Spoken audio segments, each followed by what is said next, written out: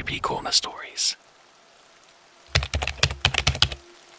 Hey everyone, welcome back to CreepyCorner stories.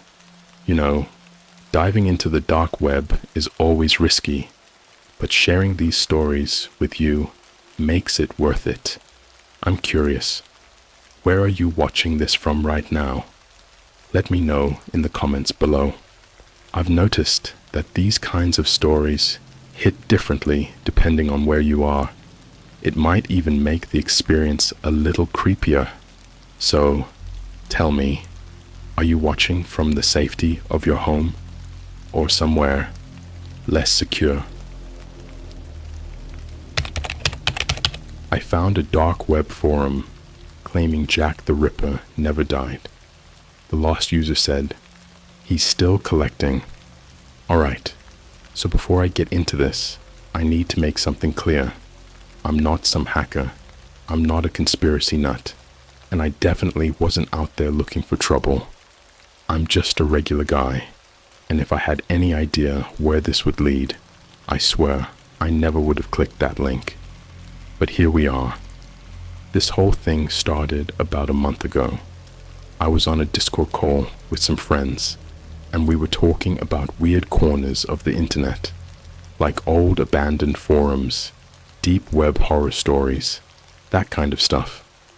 One of my friends, Liam, he's the kind of guy who loves this crap, always digging up bizarre old posts, cursed websites, just generally pushing his luck online. He mentioned this place called the Elysium Archives, some hidden forum that, according to him, was filled with unsolved crimes, missing people, and encrypted messages that nobody had cracked. Dude, it's like the internet's graveyard, Liam said. Half the threads are people talking about stuff that never made the news. And get this, there's a whole section dedicated to historical serial killers. Now, I've seen some creepy stuff on Reddit before, but this sounded different. I told him to send me the link. Big mistake. When I clicked on it, I expected some old, outdated forum with dead links and conspiracy nuts rambling about the Zodiac Killer. But the Elysium Archives looked active. The layout was simple. Black background, red text, and a banner at the top that just said, "Some names are never meant to be forgotten." There were thousands of threads, some about old, unsolved murders, others about modern crimes that had barely hit the news. And then, at the very bottom, I saw a section labeled The Eternal Ones. I clicked on it. This part of the forum was different. The threads here weren't about known criminals. They were about killers that supposedly never stopped. Ones that, according to these users, had been murdering people for centuries. There was a thread pinned to the top. The title, Jack the Ripper never died. He's still collecting. Now, obviously, that sounded insane. Jack the Ripper was some Victorian-era psycho from the 1800s. No way he was still alive.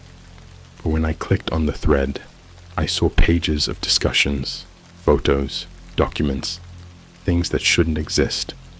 Someone had posted an old black and white photo from 1923 of a man standing in a dark alley in London. His face was mostly shadowed, but you could see the outline of a long coat and a top hat. The post that went with it read, "Found this in my grandfather's collection. Taken near Whitechapel. He never told us who the man was. Just said he shouldn't be real." That's when I started getting uneasy, because the more I scrolled, the more recent the evidence became. There was a blurry CCTV screenshot from Paris, 1972. A figure in a black coat walking down a dimly lit street. A grainy security cam still from New York, 1999. Same silhouette, same hat. A photo taken outside a McDonald's in Chicago, 2018. The caption underneath it, "He doesn't age." I wanted to believe it was just a hoax, some elaborate ARG or deep web roleplay. But the comments, some of them were from accounts that had been active for over a decade. One user, Lace Lament, had been posting in the thread for years. His first comment was from 2013. I think I saw him in Berlin. Thought it was a cosplayer, but then I looked at his hands. They were too clean, too pale, like he never aged, like he never had to. His last comment was from just 2 weeks ago. If you see him, don't look at him. Don't let him notice you. He only takes the ones who acknowledge him. That's when I saw the final post in the thread. It was new, only a few hours old. The user's name was just 191. No profile picture, no post history, just a single message. He's here. I checked the timestamp. The message had been posted from my city. I don't know why I kept staring at that last post. Maybe it was because it had no context, no story, no build-up, just those 2 words. He's here. Or maybe it was the location tag, because it wasn't just my city. It was my neighborhood. I sat there, staring at the screen, feeling something crawl up my spine, like an insect burrowing under my skin. It wasn't fear, not at first. More like this slow, sickening realization that I had just stepped into something I couldn't walk back from. I clicked on the user's profile. Nothing. No previous posts. No comments. Just that one message. I scrolled back up, looking at the photos again. The one from 2018. The McDonald's. I knew that McDonald's. It was 2 blocks from my apartment. My stomach twisted. I tried to shake it off. I told myself it was a joke. Some elaborate deep web roleplay. Just a bunch of conspiracy nuts messing around. But then, the power flickered. Not just in my apartment. The entire street. I turned toward my window, watching as the streetlights outside dimmed, then buzzed back to life. But for a split second, in that brief moment of darkness, I saw something. Not clearly, not enough to believe it, but enough to know it was there. A tall figure, standing by the sidewalk, hat, long coat, perfectly still, and he was looking at my building. I slammed my laptop shut so hard, I thought I cracked the screen. My heart was pounding so violently that I could feel it in my throat, in my ears. I grabbed my phone and pulled up Snapchat, because that was the easiest way to check my street without actually looking out the window.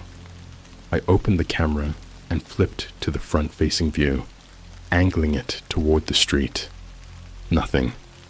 Just empty sidewalk, cars parked along the curb, the flickering glow of the streetlights. No one there. I exhaled, trying to convince myself I'd imagined it, that I was letting my brain fill in the blanks, seeing things that weren't there. But then, my phone glitched, just for a second. A single frame of static ran across my screen, like an old VHS tape, and in that frame, so quick I almost missed it, there was a face. It wasn't a full face, more like a piece of one, a sliver of pale, almost bloodless skin, the sharp edge of a cheekbone, the outline of a mouth that wasn't quite smiling, but wasn't neutral either, like it had been caught mid-expression, and then it was gone. I sat there, my hand gripping my phone so tight my knuckles turned white. I tapped the screen, trying to see if it would happen again. It didn't, but my phone suddenly felt wrong in my hand, like it wasn't mine anymore, like something else was inside it. I turned it off. I don't know how long I sat there, but eventually, my brain forced me to move. I closed my curtains, locked my front door, and double-checked the windows, something I never do. I don't live in a bad area, but that night, For the first time since I moved in, I felt like I wasn't alone, like something had followed me home. I tried to sleep. I really did. But every time I closed my eyes, I kept seeing that frozen image on my phone. The cheekbone, the mouth, the way it looked like it had been interrupted. I must have dozed off at some point, because the next thing I remember was waking up to my phone vibrating against my nightstand.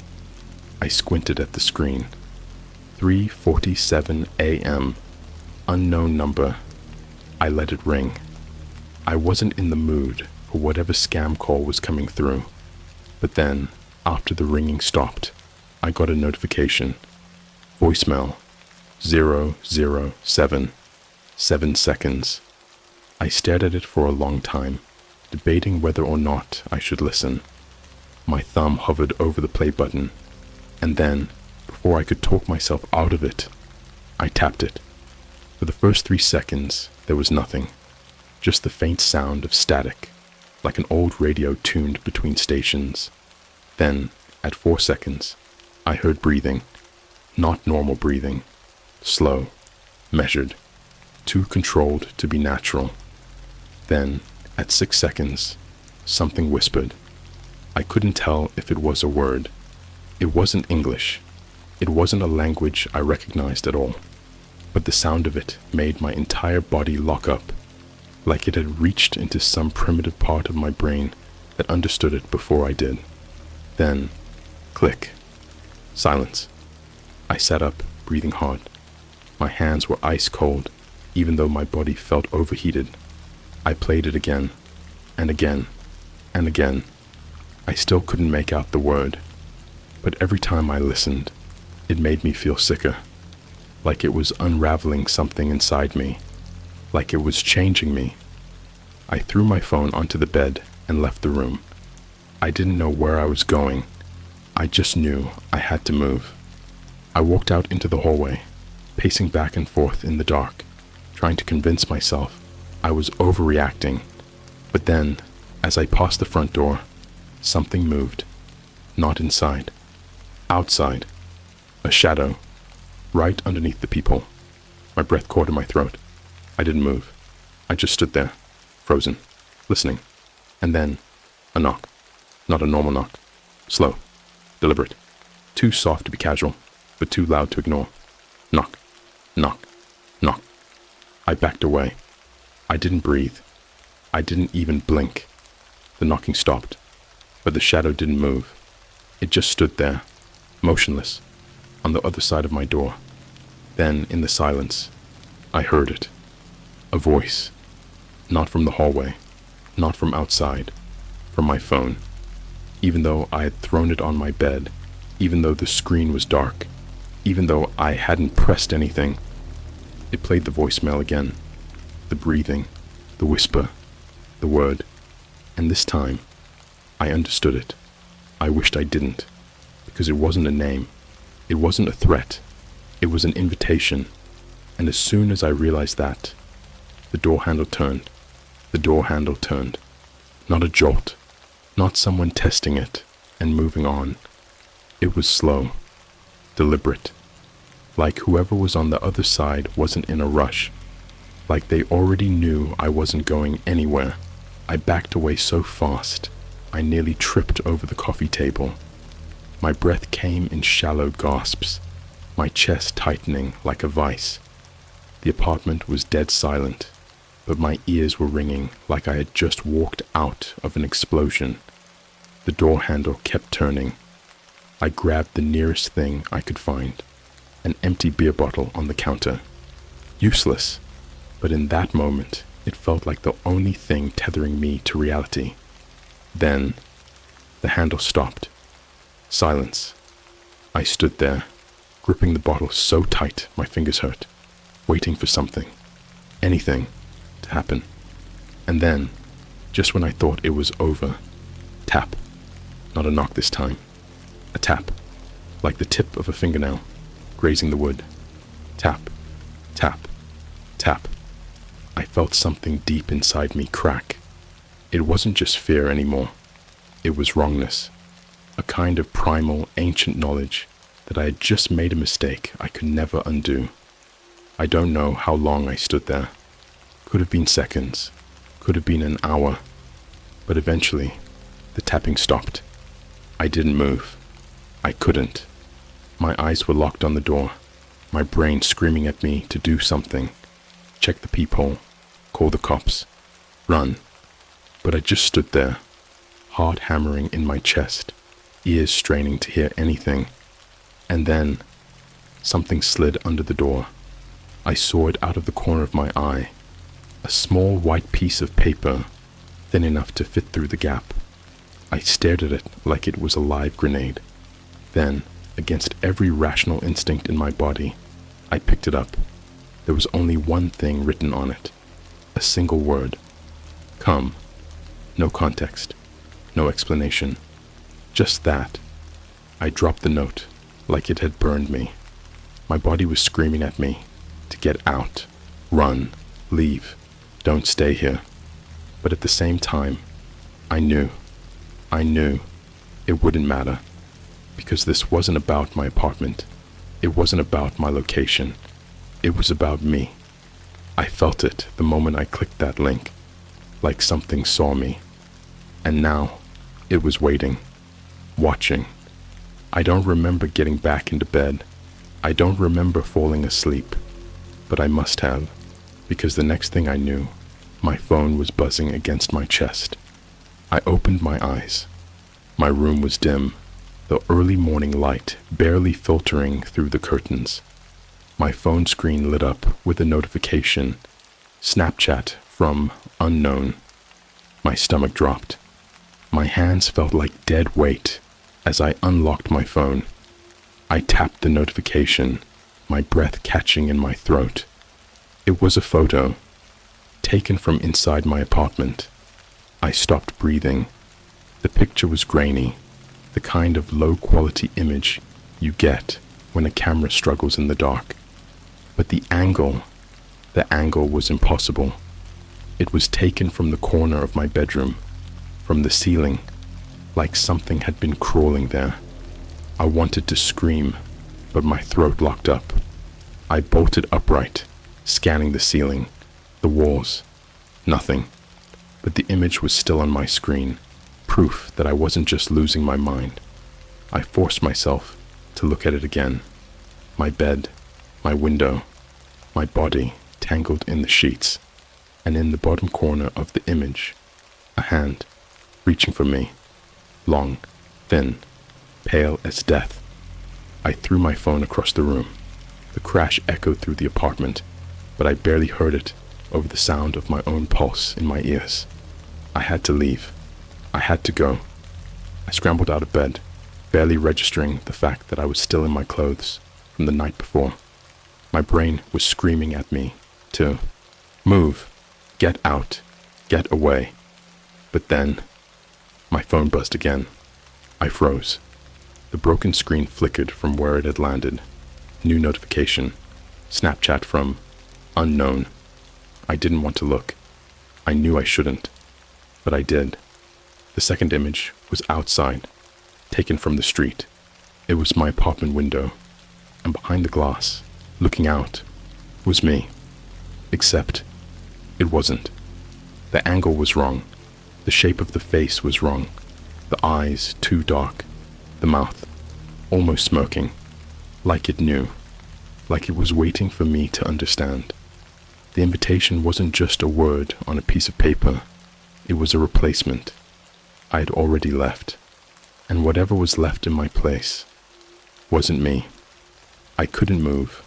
I couldn't breathe. That thing in the photo, it wasn't me. It looked like me, but it wasn't. The angle of its head, the way its face bent slightly wrong, the smirk that felt too aware, like it knew I was looking, like it was enjoying this. My stomach twisted, my body locked in place. Every instinct I had was screaming, run, get out, don't look at it, don't let it know that you see it. But it was too late, because before I could do anything, it moved. Right there, on my shattered phone screen. The smirk stretched. Not a smile. Not human. Something else. The lips curled upward, but the skin didn't move right, like it wasn't designed to make that expression, like it was imitating what a grin should be. Then, one by one, the teeth began to show. I threw the phone across the room, so hard it cracked against the wall. My pulse slammed in my ears, my vision swimming. This isn't real. This isn't real. But then, behind me, a sound, a breath. Right, behind. Mister. The air in the room changed. It felt thicker, heavier, like the walls were closing in. I turned, slow, every muscle in my body locking up. My bedroom was dark, just a sliver of light from the street filtering through the curtains. And in that dim light, something stood in the doorway. Not outside, inside, tall, motionless. Exactly my height, exactly my build, exactly me. I didn't breathe, didn't blink. It stood there, head tilted, the faint glow from the window barely illuminating its features. Not my features, not really. The shape was close, too close, but wrong. The skin was too smooth, like something stretched over a skull. The eyes, too deep, too hollow, like looking into a black hole that would never end. And then, it took a step forward. I stumbled backward, slamming into the dresser. My hand scrambled for anything, something heavy, something sharp, anything I could use. It took another step, slow, unhurried, the way a predator moves when it knows there's nowhere left to run. I could feel it staring at me, not with its eyes, with something else, something behind them.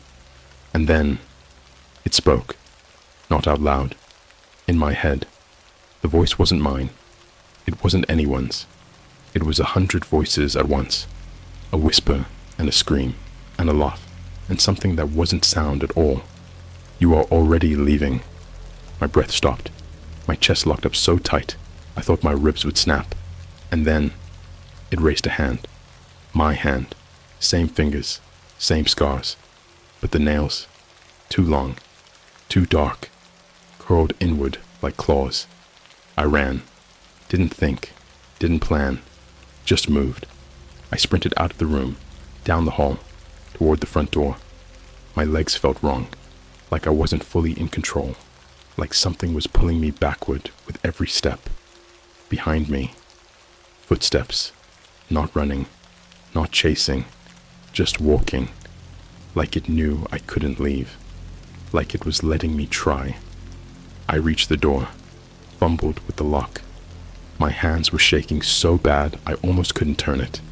But finally, click. I yanked the door open and bolted, down the stairs, skipping 2, 3 at a time. My body was pure adrenaline, my lungs burning. I could hear my heartbeat in my skull, feel my own pulse in my teeth. I hit the lobby too fast, nearly tripped, caught myself. The night outside was thick with fog, the streetlights glowing like dying embers. I turned toward the glass doors and stopped, because standing outside, in the middle of the empty street, was me. Not the thing from my apartment, something else. It wasn't even pretending anymore. Its face was barely a face at all, a stretched, hollow mask of my own features, like skin pulled too tight over nothing. Its body, thin, almost empty, a living outline of a person just waiting to be filled. And the worst part? It was holding something, a phone, my phone. It lifted the screen, turned it toward me. A photo, my bedroom, empty, no bed, no furniture, no me, like I had never been there at all. My head spun. This isn't real. This isn't happening. But then, it took a step forward, and I felt something shift inside me, like my body wasn't fully mine anymore, like something was leaving, like something was taking my place. The thing smiled, not a real smile, not human. And then, in the same fractured, splintering voice as before, it whispered, You are already gone. And the lights went out. The lights went out. The street, the buildings, my apartment complex behind me. Everything drowned in black. I didn't move. I couldn't. Because in that moment, I realized something. I wasn't inside the darkness. I was the darkness. A feeling seeped into me, slow and cold, like ink bleeding through paper. My skin felt thinner. My breath didn't feel like mine anymore. My body wasn't mine. And the thing standing across from me, the hollowed out, stretched mockery of my own face. It was smiling wider now, too wide, like its skin was splitting open, like its mouth wasn't designed to stop at the edges. And in the middle of the street, it lifted my phone one more time. The screen flickered. A video.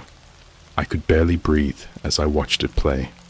It was me, sitting on my bed, staring at the camera, motionless, expressionless, like a mannequin wearing my skin. My breath came in short, uneven gasps. No. I ran. I left. Then, the me on the screen moved. Its head snapped toward the camera, sudden and unnatural, like a puppet yanked by invisible strings. The video zoomed in, distorting. Its mouth opened, and it spoke. You were never fast enough. My chest locked. The air collapsed around me. The streetlights flickered back to life. But they were wrong. The colors, too red. The air, too still. And the thing holding my phone, it was gone. Like it had never been there at all. I spun around, my body on fire with panic. The apartment complex was dark. No movement, no sounds. I ran. I didn't think. I just ran. Straight through the parking lot, across the street, into the alleys behind the buildings. My lungs burned. My heart slammed against my ribs. I didn't care where I was going. I just needed to get away. I turned a corner, sprinting past an abandoned shop, when I saw a figure ahead of me. A man, standing completely still. A long coat. A hat. My breath hitched. My body almost shut down. But then, he moved. Not toward me. Not away. Just a single small tilt of his head. Like he was acknowledging me. Like he had been waiting. And then, he lifted his hand. Not to wave. Not to gesture. To remove his hat. And underneath, there was nothing. No head. No face. Just a deep, endless black hole where his skull should have been. And from that hole, I heard my own voice. You are already leaving. My legs gave out. I hit the pavement, knees slamming against the concrete. My vision swam. My lungs refused to work. I was choking. On what? On myself? On something else? My hands trembled as I reached for my face. And then, I felt it. My skin was wrong. Not like skin at all. Like paper. Thin, fragile. I dug my nails in, and it tore. Like fabric. Like I wasn't real. A crack split across my cheek, my own skin peeling away like wet tissue. And underneath, I felt nothing. There was nothing. Just a hollow, empty space. I opened my mouth to scream, but no sound came out, because there was no me left to scream.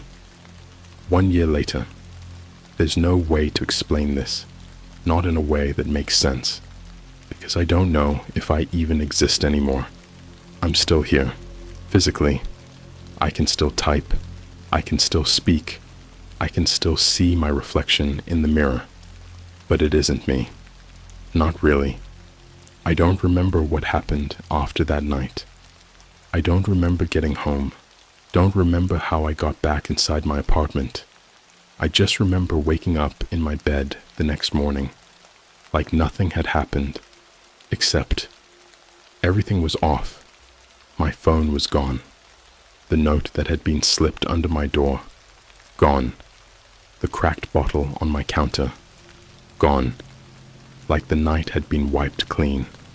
But the worst part, the small things, little details that shouldn't have changed, Like how my coffee mugs were suddenly in a different cabinet. Like how my clothes didn't smell like me. Like how my voice sounded just a little too far away. Like it wasn't coming from inside me anymore. I tried to ignore it, tried to go about my life, pretend it was all in my head. But then, 3 nights ago, I got a notification, not on my phone, on my laptop, a message, no sender, no profile, just one sentence. How long will they believe you're still you? And attached to the message, a photo. I didn't want to open it, but I had to.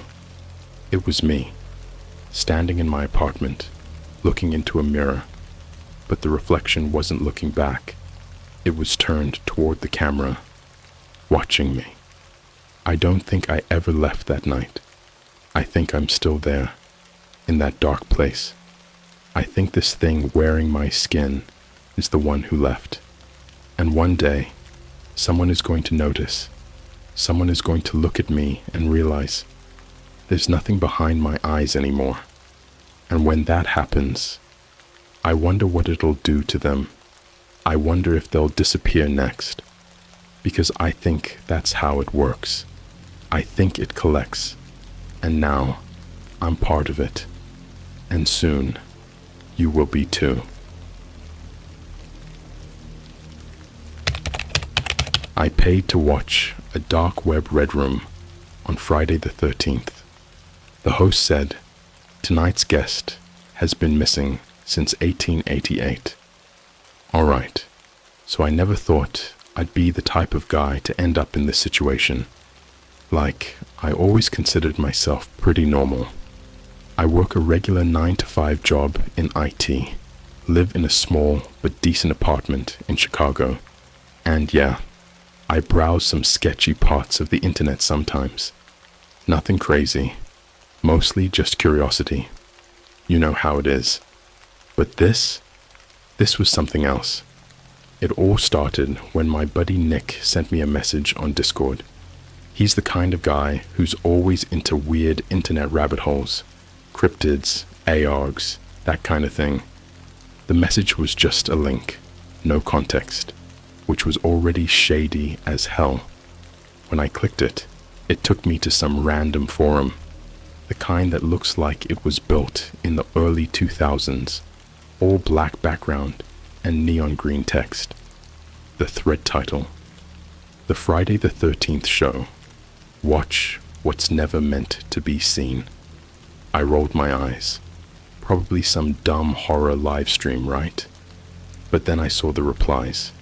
People talking like it was the real deal. Like, you don't come back the same after watching it kind of deal. Nick messaged me again. Dude, I got an invite. Wanna watch? Now, I don't know if it was the boredom, the curiosity, or just the fact that I had a couple beers in me, but I said screw it. I told him I was in. That's when things got weird. First off, this wasn't just some YouTube live stream or even a Twitch thing. Nick sent me a Tor link, meaning we had to go deep web for this. Now, I don't mess around too much down there. I've heard the stories, drug markets, hitmen for hire, human trafficking, but the red rooms? That's the stuff of urban legends. For those who don't know, a red room is supposedly a live stream where people pay to watch people get, well, tortured, killed even. But here's the thing, there's never been solid proof that they exist. Some say it's all just creepypasta. Others say the real ones are invite only, hidden under layers of encryption. Nick, being Nick, was way too excited about this. Bro, it's $500 for entry, but trust me, it's worth it. I'll split with you. Now, listen, I'm not rich. Dropping $250 on what was probably a hoax was stupid. But again, maybe it was the beer. Maybe it was the fact that Friday the 13th was coming up, and this felt like the perfect way to do something reckless. Either way, I PayPal'd Nick the money, and a few hours later, We got access. The site was simple. A black screen with a countdown. Next show, Friday, October 13th, 11:59 p.m. No other links, no chat. Just a place to enter a password when the time came. And then, under the countdown, there was a single message. Tonight's guest has been missing since 1888. I stared at it for a long time. Something about it felt off. Like, was this some historical murder case? Some Jack the Ripper thing? Nick thought it was a marketing gimmick, but I felt something in my gut. A quiet, twisting feeling. I should have listened to it, because when that countdown hit 0, I saw something I will never be able to forget. I don't think I've ever felt true fear before that night. Not the kind that sits in your bones and stays there. Not the kind that makes your skin feel too tight, your stomach drop, like you're falling endlessly through some unseen abyss. But when that countdown hit 0 and the stream flickered to life, I knew this was something I was never supposed to see. The screen started glitching, static rolling in waves like an old VHS tape trying to find its footing. Then, slowly, an image came through. A room. At first, it just looked like a basement. Damp, low ceiling. The kind of place you'd expect to find old Christmas decorations or a furnace from the 50s. The lighting was dim, just a single flickering bulb swinging from the ceiling. The walls weren't concrete or brick, though. They were wooden, rotting and splintered, like the inside of some ancient cabin left to decay for centuries. Chains hung from the rafters, and the floor, it was black, not painted, not stained, soaked. That's when I noticed something else. There was someone standing in the center. At first, I thought it was a mannequin. The figure was completely still, dressed in old-fashioned, tattered clothes. A Victorian-style suit, the kind you'd see in some museum exhibit about the 1800s. The face was covered by what looked like an iron mask, rusted, dented, with only 2 small slits for eyes. The chat popped up at the side of the screen, a flood of anonymous usernames, all posting the same thing. "He's back." Nick and I exchanged a look. "What the hell is this?" he muttered. His voice didn't have that usual excitement anymore. There was an edge to it. Before I could answer, a voice crackled through the speakers, deep, distorted. "Welcome to the Friday the 13th show." It sounded like it was coming through an old radio, warped and unnatural, layered like there were multiple voices speaking at once. "Tonight's guest has been missing since 1888. A loud snap echoed through the room. The camera zoomed in slightly, focusing on the figure in the middle. He still hadn't moved. I wasn't even sure if he was breathing. Then, something changed. The chains on the wall started rattling, not like they were being moved by someone, but like they were moving on their own.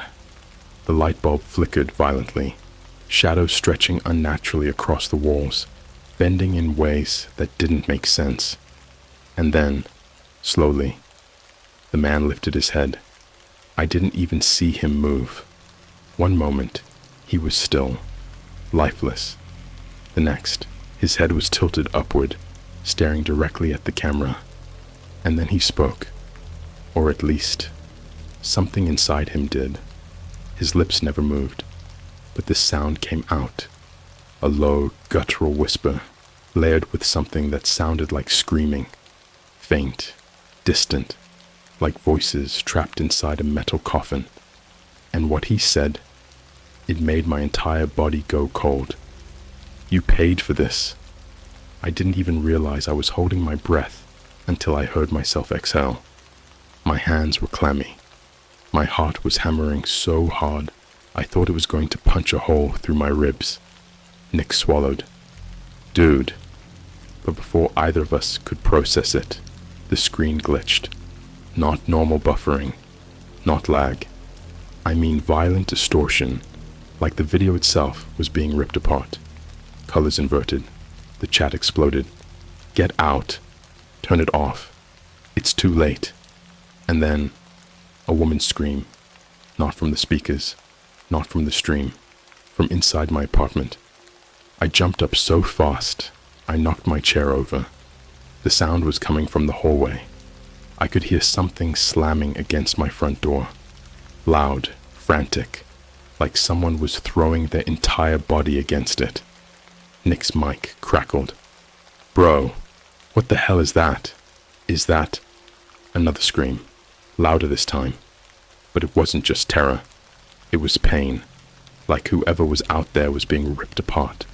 And then, just as suddenly as it started, silence. I stood there, heart hammering, staring at the door. The only sound left was the quiet buzz of my monitor. I turned back to the screen. The stream was still going, but the man in the mask, he wasn't standing anymore. He was right up against the camera, close enough that I could see the rust flaking off the iron, the deep, black voids where his eyes should have been. And then, slowly, so slowly, his head tilted to the side, like he was listening to the silence in my apartment, listening to me. And then, in that same broken, layered voice, he spoke again. Your turn. And the stream cut to black. The screen went black, but the words, your turn, still rang in my ears. I sat there frozen, my fingers hovering over the keyboard, like I could somehow type my way out of whatever the hell was happening. The silence in my apartment felt wrong, thick, heavy, like something else was in the room with me, just waiting for me to acknowledge it. Nick's mic crackled. His breathing was shaky. Dude, what the fuck was that? Tell me you heard that. I couldn't even answer, because that's when I noticed something. My front door, the one I'd just heard someone screaming and banging on, was gone. Not open, not broken, gone. Like it had never been there in the first place. Like my apartment had been built with 4 solid walls and no way out. The frame, the hinges, the doorknob, erased. I felt my stomach drop. This wasn't just some internet prank.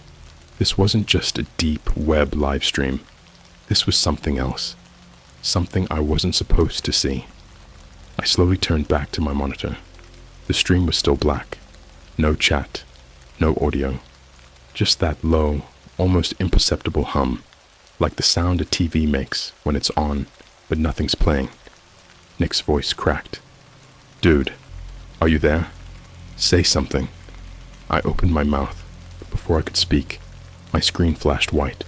Not just the stream, my entire monitor, every table, every program, my desktop, even the icons melted away, dissolving into a bright, empty void. And then, a new image appeared, a live feed of my apartment. I felt the blood drain from my face. It was an exact, real-time view of my living room, from an angle that shouldn't be possible, like the camera was floating somewhere near the ceiling. I stood up so fast, my chair scraped against the floor. My head jerked around, scanning every corner, every shadow, searching for... what? A camera? A hole in the wall? But there was nothing. No device. No lens. No possible way this footage was being captured.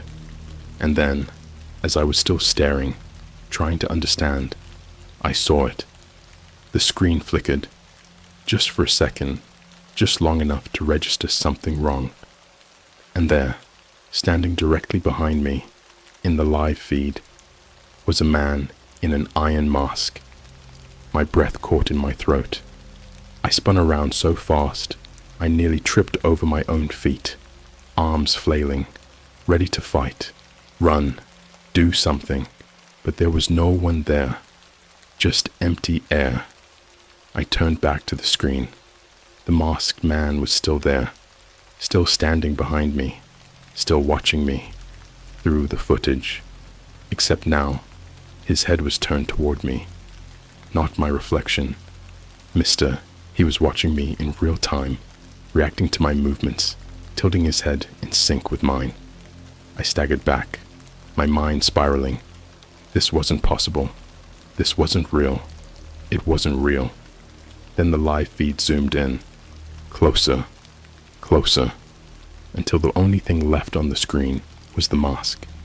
Rusted metal, deep black voids where the eyes should have been.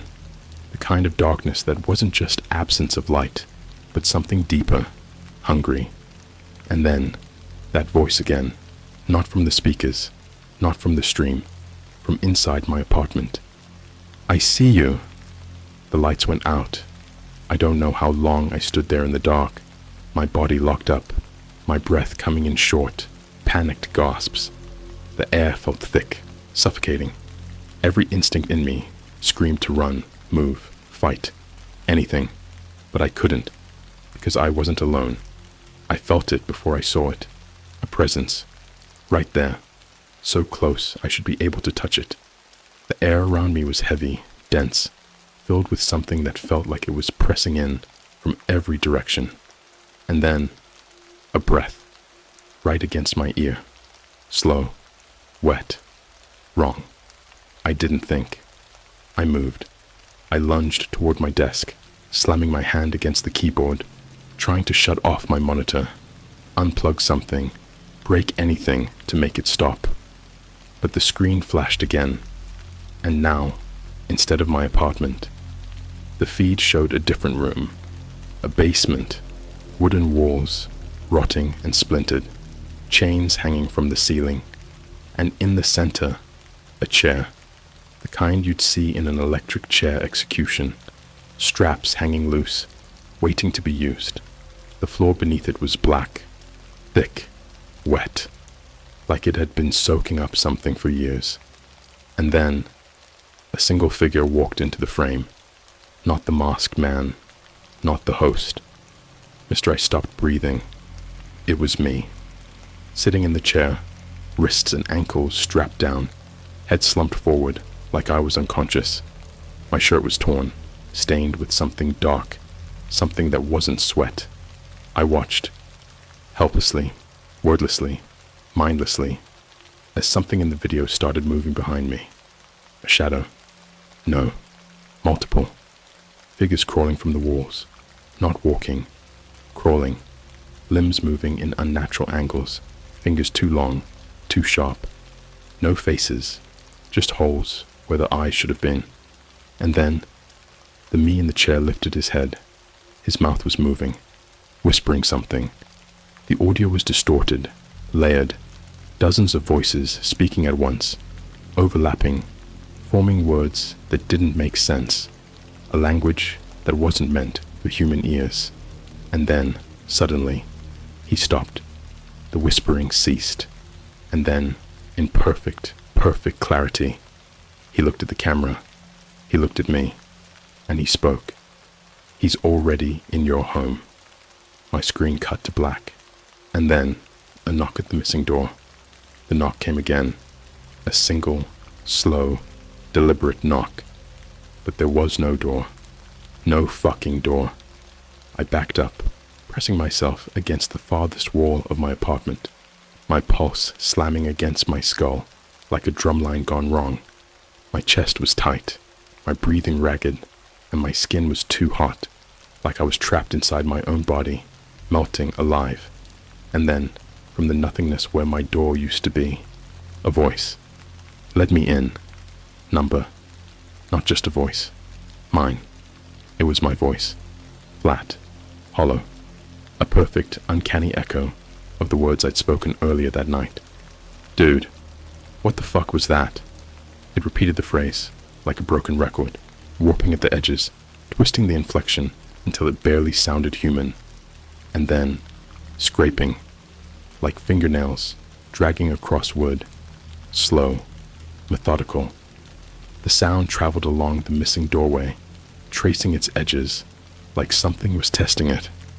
I clenched my fists, my body shaking. "Who are you?"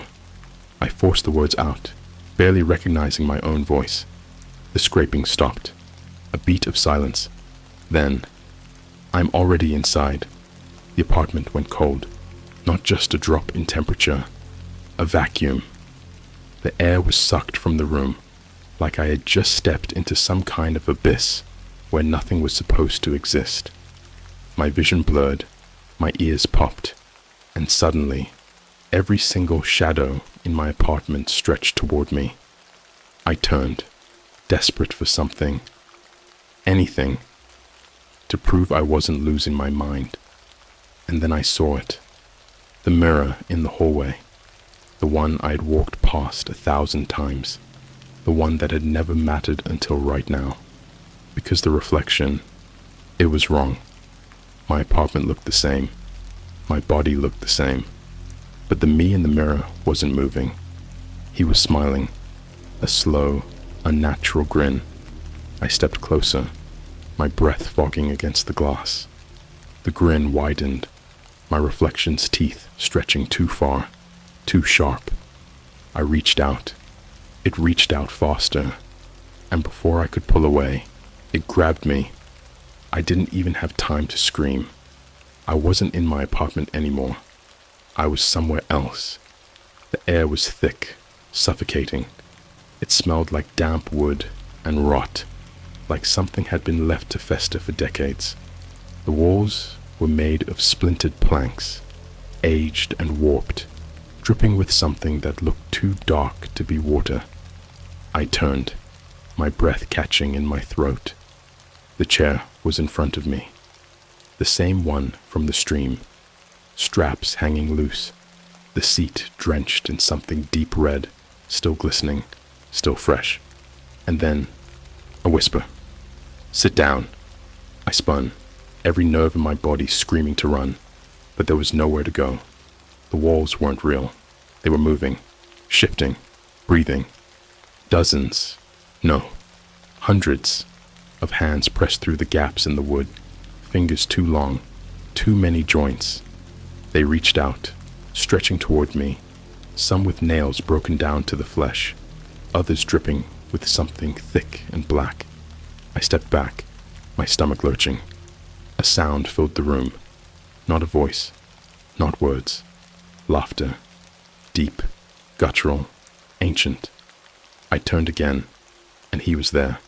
The man in the iron mask, standing in the corner, head tilted too far to the side, hands hanging limp at his sides. The shadows clung to him like he was made of them, the rusted mask hiding whatever was underneath. And then he moved, not stepped, glided, like something that had never walked before. He stopped inches away. I couldn't breathe. And then, in that same layered, wrong voice, "You let me in." He raised one shaking, contorted hand and pressed a single jagged finger against my chest. And I felt it. My skin split open, not from the outside, from within. Something inside me was tearing. My ribs shifted, my veins curdled, my head filled with static, a screeching white noise, so loud I could feel my skull vibrating. And then I saw everything. I saw the faces, trapped in the wood, their mouths open in silent screams, their eyes hollow and black, their skin rotting into the grain. I saw the chains, hanging from the rafters, dripping with meat that was no longer human. I saw the mask, rusted, dented, not a mask at all, a tomb, a prison. And then I saw me. I was in the chair, strapped down, mouth open, eyes glassy, my own face staring back at me. And as I watched, the masked man raised a knife, a long, jagged thing, its blade not metal, but bone, and he cut down my chest, deep, peeling me open, and I felt it. The pain wasn't dull, it wasn't distant, it was real. My skin splitting apart, my ribs cracking open like a rusted gate, something reaching inside, and the laughter never stopped. It never stopped. When I woke up, I was on my apartment floor, gasping, drenched in sweat. The screen was off. My room was normal. No missing door, no voices, just me, alone. I looked down at my chest. My shirt was still there. No wounds, no scars, but I could still feel it. The sensation of the blade pressing into my skin, parting it like wet paper. I sat there for hours, too afraid to move, too afraid to even breathe. And then, my phone buzzed. A notification. One new message. No number. No name. Just 2 words. Not finished. The message sat on my phone screen. Not finished. 2 words. Plain. Emotionless. But they might as well have been a death sentence. I didn't move. Didn't blink. The air in my apartment was too still. The silence pressing down on me, like I was buried alive. My skin felt wrong. Too tight over my bones, like I wasn't sitting in my own body anymore. I wanted to ignore it, to pretend it never happened. But the moment I looked away, my phone buzzed again. Live feed starting soon. A link. The same dark website. The same red room. I should have thrown my phone across the room. Should have smashed it. Should have burned my laptop. Should have left the apartment and never looked back. But I didn't. Because I already knew. I already knew it wouldn't matter. So I clicked the link. The screen was black at first. Silent. Then static. Slow. Crackling. A low hum that sent something sharp through my skull. Then the feed flickered to life. At first, it was just the chair again. The same rotting, blood-drenched wood. The same straps hanging loose. Waiting. But this time, there was something different. This time, someone was already sitting in it. And when I saw who it was, my breath left my lungs in one sharp, brutal exhale. It was Nick. He was strapped down, his wrists and ankles bound so tight the skin beneath was turning purple. His head was slumped forward, his breathing ragged, chest rising and falling in quick, panicked movements. Nick! My voice came out hoarse. Nick, wake up! I didn't know why I said it. He couldn't hear me. But then, his head snapped up, and I almost screamed, because his eyes were gone. Not gouged out, not bleeding, just missing. Nothing but 2 black voids where they should have been, like someone had erased them completely, like he had never been meant to have them. And then, his lips moved, not speaking, not forming words, mouthing, "Help me!" I grabbed my phone, my fingers shaking, ready to call 911, call someone, anyone. But before I could dial, something moved behind him. A shadow, shifting, stretching from the walls. And then, he stepped into frame. The man in the iron mask, standing directly behind Nick, his head tilted at that impossible angle, his arms hanging limp, the rust on his mask, flaking away like it was breathing, like it was alive. And in his hand, a knife. The same one I'd seen in my own vision. Long, bone, jagged at the edges, pulsing with something that looked like veins. I screamed at the screen. "Stop! Don't touch him!" Nick's mouth opened, but no sound came out. His chest was rising and falling too fast, his body shaking violently. The chat on the side of the screen erupted. "Do it! Finish the broadcast. Sacrifice." My hands were slick with sweat. I was begging, pleading with something that wasn't listening. And then the masked man lifted the knife, and he cut, not into Nick's flesh, into the air. The knife sliced down, and the space in front of him ripped open, like reality itself was nothing but fabric, and he had just torn a hole straight through it. And on the other side, I saw my apartment, the chair, the screen, the mirror. I saw me, sitting at my desk, watching the live stream. The masked man turned his head toward the camera, and in that same broken, layered voice, he whispered, "You let me in." The lights in my apartment flickered. The screen glitched. And then, Nick was gone. Not killed. Not dragged away. Erased. The chair was empty. The straps undone. The blood on the floor already drying. The chat exploded. "He's inside. It's too late. You're next." I slammed my laptop shut. I was done. I grabbed my keys, my phone. I needed to get out, now.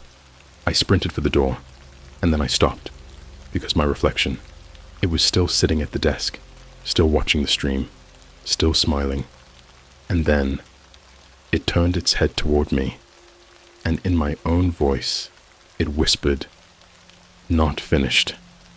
The lights in my apartment went out, and the door behind me swung open. The real broadcast had just begun.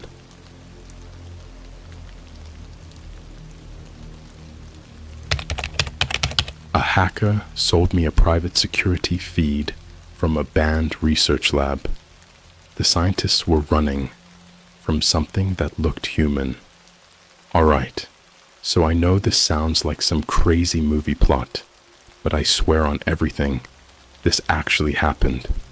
I'm still trying to wrap my head around it, and honestly, I don't know if I'll ever get real answers, but I have to tell someone before I lose my mind. So for context, I've always been one of those people who get a little too curious. I love finding weird, obscure things on the internet, whether it's old websites, forgotten forums, or random deep web marketplaces. It's not like I'm out here buying illegal stuff, but I like seeing what's out there, you know.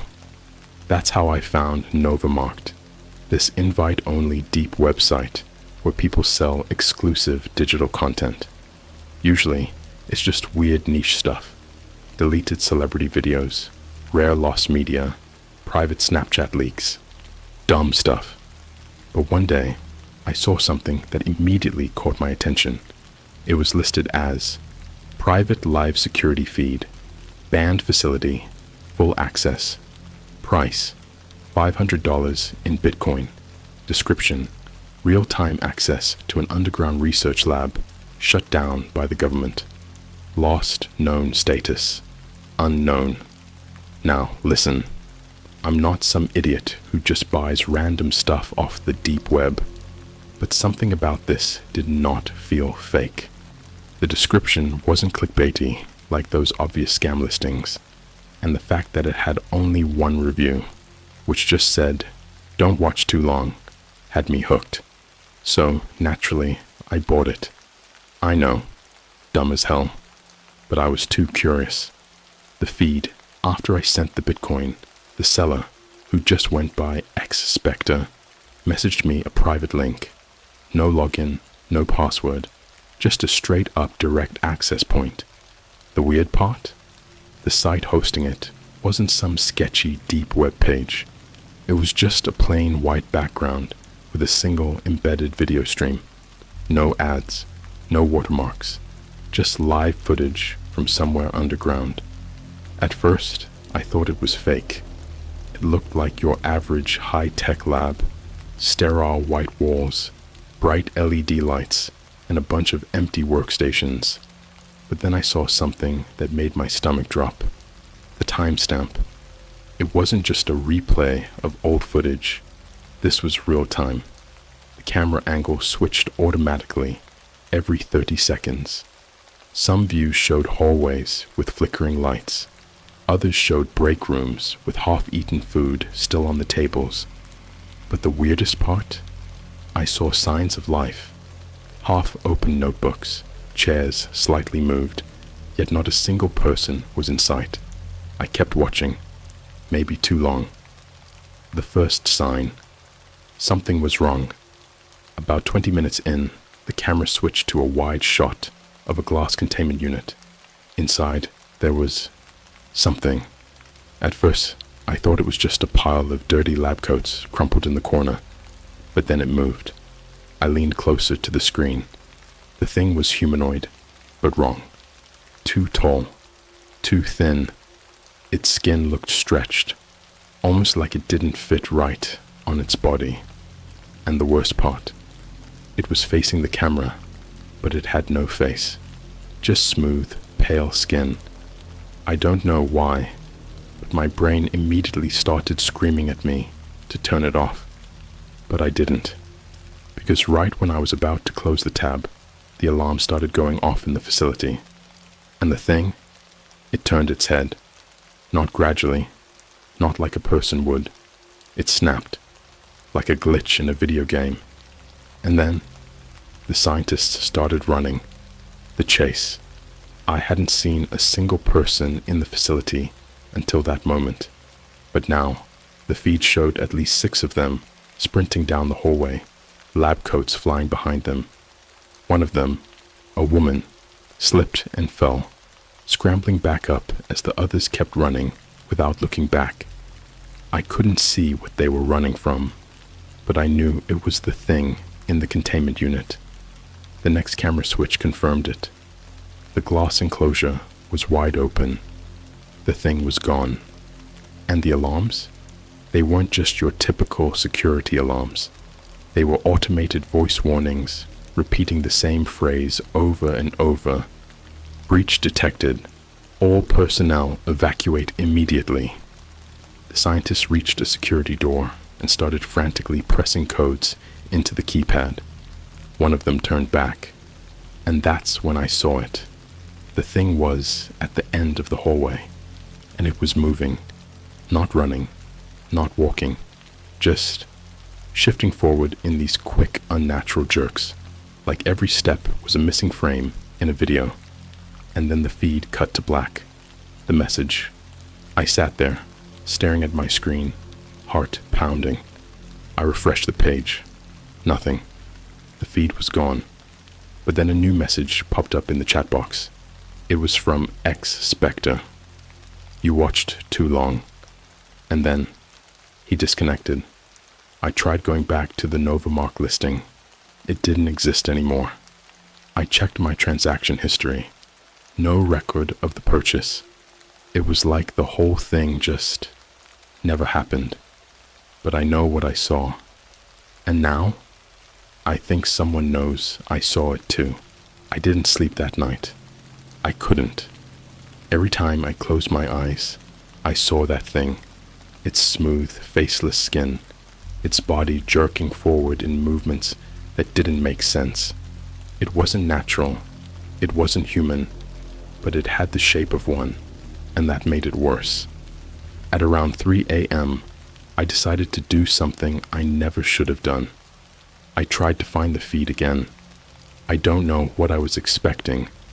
Maybe I thought if I looked hard enough, I could prove to myself that it was just some elaborate deep web hoax. But the more I searched, the worse it got. Novamarked, gone. Not just the listing, the entire site. Every single link, every mirror, every cached version, wiped. My chat history with X-Spectre, deleted. Even my Bitcoin transaction log showed no record of the payment. It was like the whole thing had been surgically erased from existence. That should have been enough to make me stop. But my brain wouldn't let it go. If this was a hoax, why go through so much effort to cover it up? And if it wasn't a hoax, then what the hell did I just watch? The first sign that I was being watched. I spent hours digging through deep web forums, looking for anyone who had seen something similar. There were bits and pieces, stories about government labs, secret experiments, missing scientists, but nothing concrete, just rumors.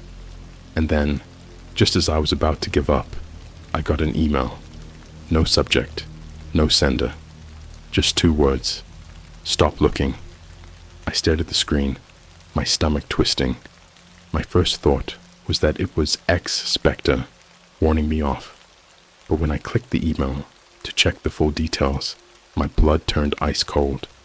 There were no details, no sender address, no metadata, no trace of where it came from.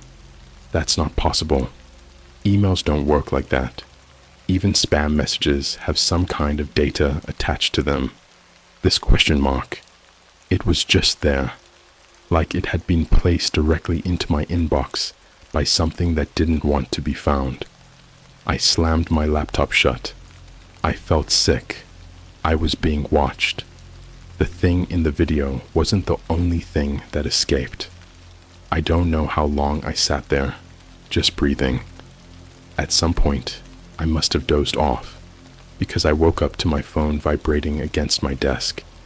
It was a text from an unknown number, and it was just a picture of my apartment building, not some random street view image. No, this was taken from outside, at that exact moment. The angle was from the parking lot, directly facing my bedroom window. I felt my pulse hammering in my ears. Someone was outside. I got up, heart racing, and moved slowly to my window. I didn't turn the lights on.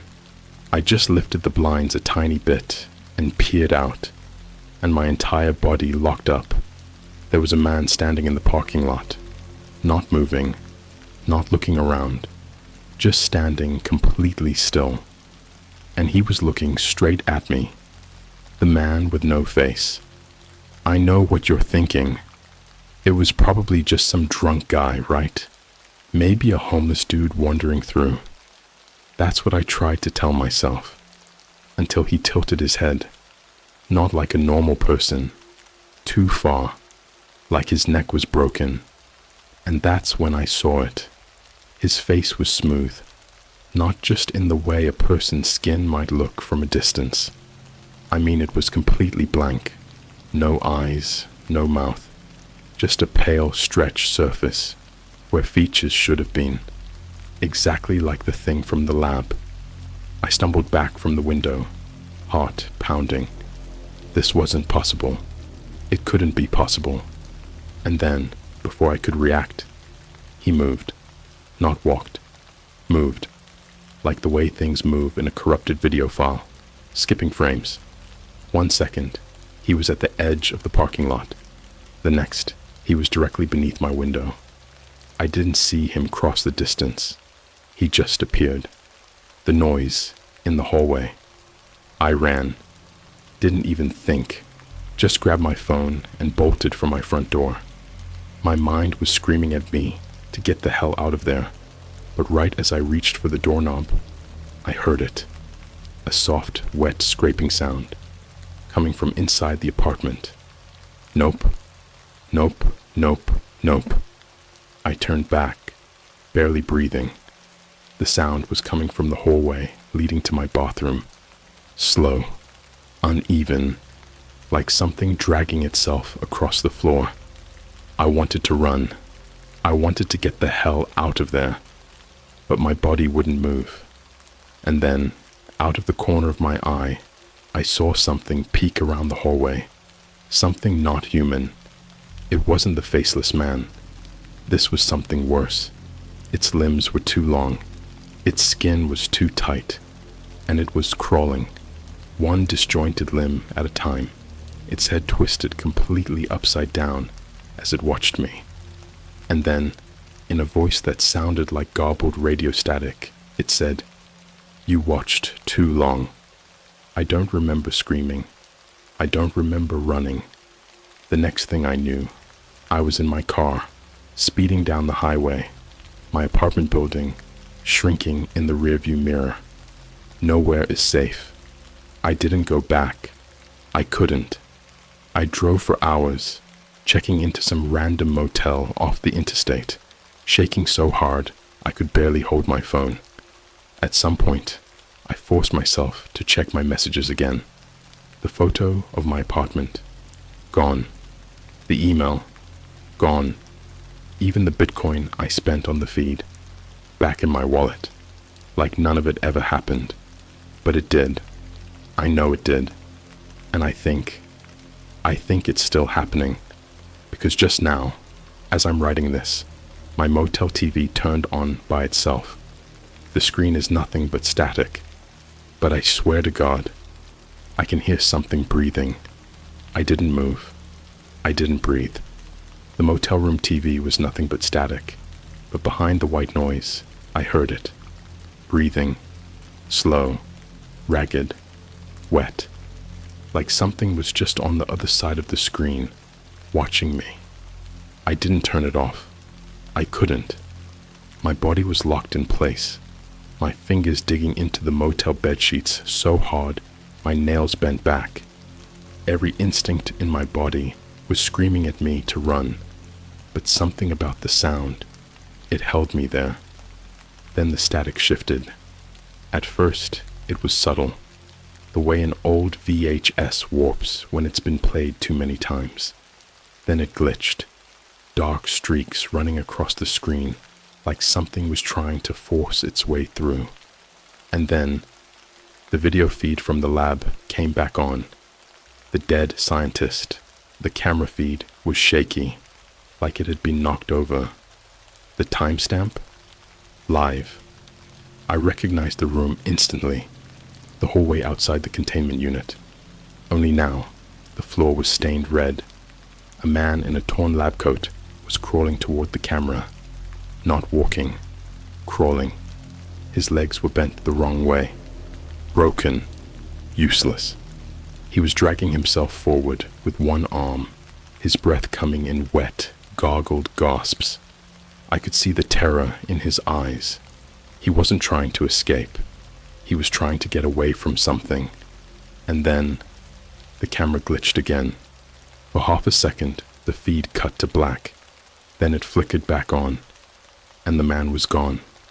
Not like he'd crawled away, just gone. All that was left was a dark smear on the floor, leading into the shadows. Something had taken him. Something had pulled him away. I felt sick. My whole body was ice cold. But then the camera started moving on its own, slowly, deliberately, turning, and I knew what was about to happen. It was going to show me what took him. I should have looked away. I should have shut off the TV. But I didn't, because some part of me, some sick, twisted part, needed to see. The camera finished turning, and standing at the end of the hallway, half shrouded in darkness, was it. The thing that wasn't human. At first, it just stood there, motionless, watching. Its body was wrong. Not just too tall, not just too thin. It looked like it had been built out of stolen human parts, all stitched together the wrong way. Its arms were too long, its fingers were too many, and its face. It had no face, but it had a mouth, a gaping, twitching hole that wasn't supposed to be there. And then, it spoke, but it didn't use words. It used every voice from the lab, all at once, screaming, begging, crying. I shut off the TV. The motel room phone started ringing. The silence after the static was worse. For a long time, I just sat there in the dark, shaking. My ears were still ringing from the screaming. My hands were numb. Then, the motel phone rang. I nearly jumped out of my skin. I didn't want to answer it. I knew that whoever was on the other end wasn't human. But the ringing wouldn't stop. So, with shaking hands, I picked up. I didn't say anything. Neither did they. But I could hear something. Not breathing, not talking, just clicking, like something was trying to form words, but didn't know how. And then, in a voice that sounded like it was coming from inside my own head, I heard, "We found you." And then the call cut out. The thing in the parking lot. I wasn't alone. I knew it before I even turned around. That horrible, gut-wrenching feeling of being watched. I reached for my phone with trembling fingers and opened the front camera. I didn't want to turn around. I didn't want to see. I switched it to selfie mode and angled the screen over my shoulder. And there, standing right behind me, was the faceless man. He was inside the room. I ran. Didn't even think. Didn't even look. I just tore the motel door open and sprinted into the parking lot. The cold air burned my lungs, my feet slamming against the pavement as I ran for my car. I fumbled with my keys, but my hands were shaking so bad I dropped them. And then I saw them. Not just one, not just two. A whole line of faceless figures standing at the edge of the lot. All of them perfectly still. All of them watching me. And then, in perfect unison, they tilted their heads too far, like something was cracking their spines open from the inside. I grabbed my keys, threw myself into my car, and locked the doors. My hands were slick with sweat as I turned the ignition, my heartbeat pounding in my ears. I didn't look back as I peeled out of the lot. I didn't have to. I knew they were still watching. Nowhere is safe. I've been driving for hours. I don't know where I'm going. I just know I can't stop. Because now, every time I pass a gas station, a diner, a hotel, I see them, standing on the side of the road, waiting. And I know, deep down, I can't run forever, because they already found me. I've been driving for what feels like days. I don't stop. I don't sleep. Because every time I look in my rearview mirror, I see them, not chasing me, not running, just standing in perfect stillness at the edge of the road, their bodies too tall, their limbs too wrong, their smooth, blank faces turned toward me. And I know they are waiting. They don't need to hurry, because they already know where I'm going. The gas station that shouldn't exist. I was running out of gas when I saw the station. It wasn't on the map. Hell, I don't even remember seeing the turn-off sign for it. One moment, the road was empty, stretching on into the endless dark. And then, there it was, a single, flickering neon sign that just said, "Open." I didn't want to stop. Every instinct in my body was screaming at me to just keep going. But I didn't have a choice. I was already running on fumes, so I pulled in. The place was too quiet. No other cars, no other people. Just a single 24-hour convenience store sitting under buzzing, dying fluorescent lights. I stepped out of the car, gripping my keys so hard they cut into my palm. The air felt wrong, too heavy, like I just walked into a place I wasn't supposed to be. And then I saw the cashier. Or, I thought it was a cashier. The thing behind the counter. At first glance, he looked normal. A guy in his late 40s, slumped over the counter, his head tilted down like he'd dozed off. But then I noticed his fingers. They were too long, not just slightly, inhumanly long. His knuckles were swollen, the skin stretched so tight it looked like it might tear at any second.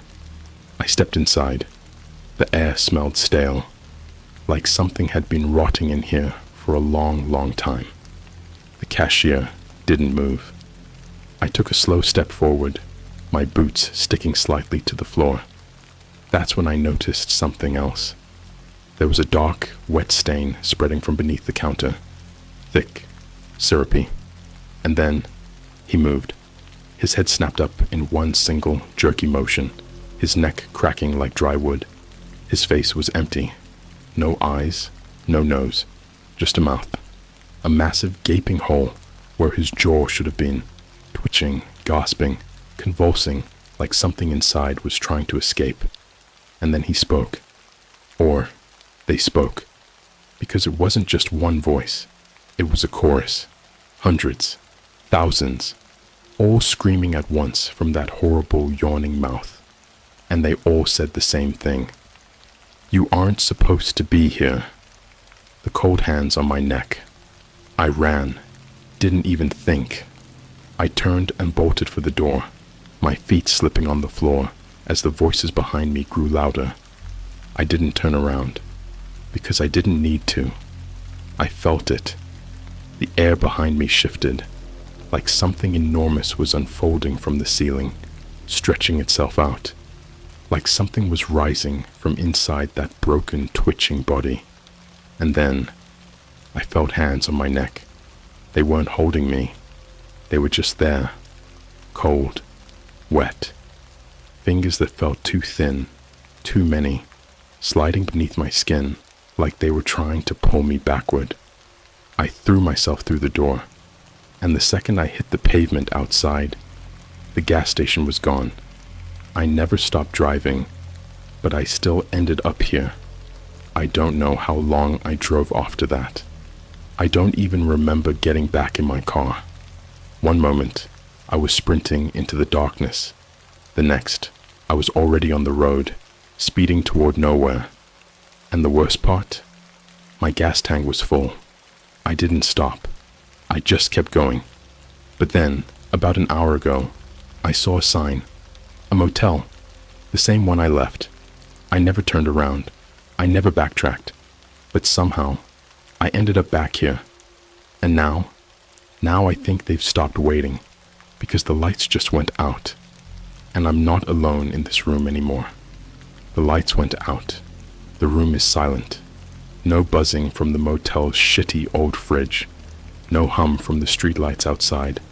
Just dead, suffocating silence. I don't move. I don't breathe, because I feel it. Something is in here with me. The smell of rot. The air turns thick, heavy, wrong. And then, slowly, I catch the scent. Rot. Not the kind you get from spoiled food.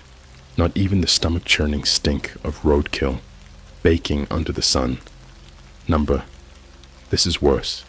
This is the smell of something old. Something that has been dead for a long time, but refuses to lie still. And then, the bed shifts. I don't move, but I feel it. The mattress dipping slightly, like something just sat down next to me. My fingers clench the sheets. Every instinct in my body is screaming at me to run, but I can't, because I know if I move, if I even breathe too loudly, it will know. I hear it shifting, not like a person, not naturally. It moves and glitches, a sudden jerk, then stillness, another movement, too fast, too sharp, like reality itself is skipping.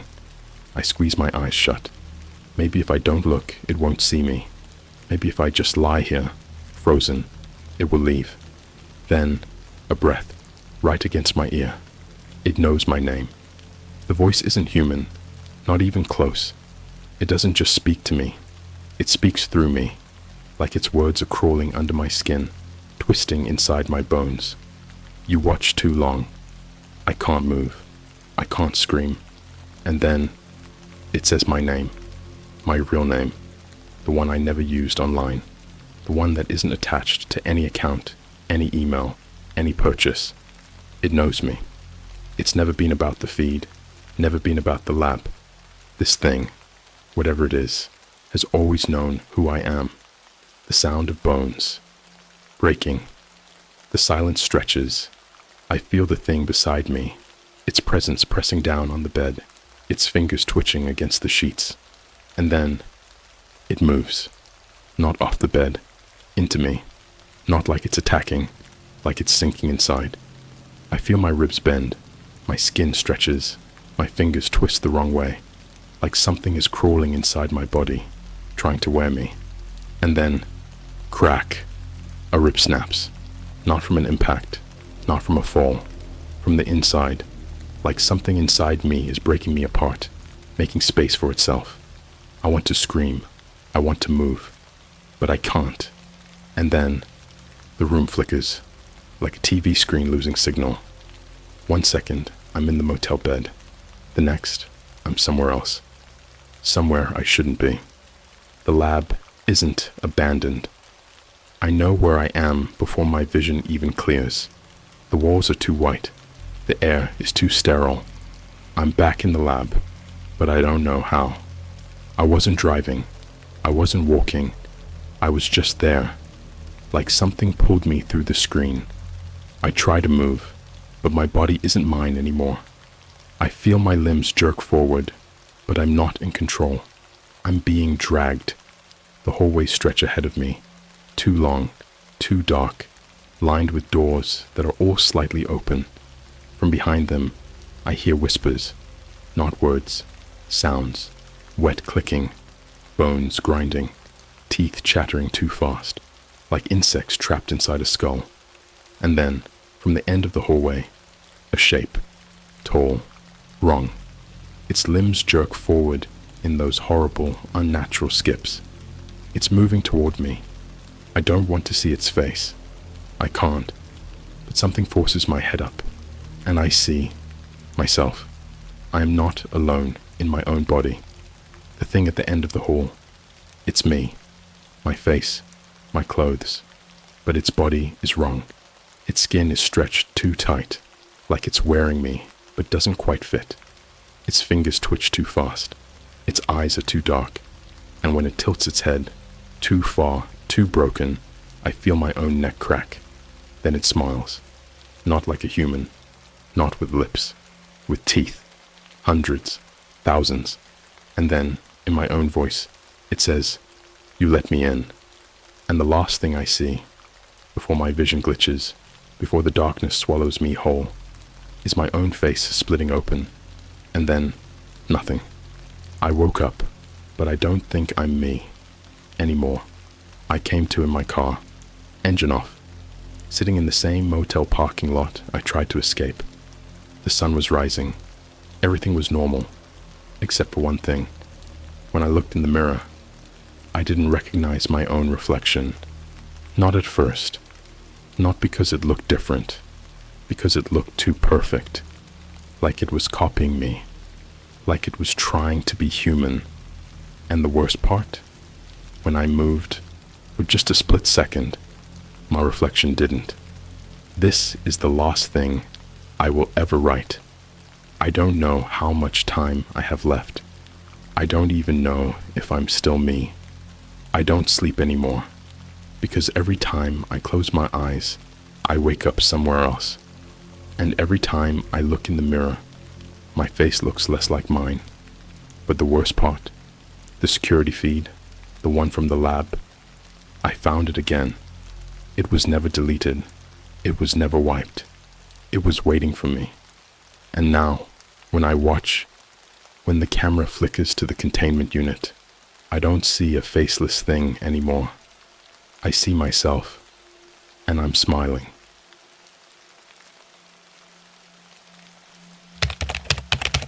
A dark website lets you hire a man in black. The disclaimer says they'll erase what you shouldn't have seen. Alright, I'm not really sure how to start this, but I guess I'll just tell it straight.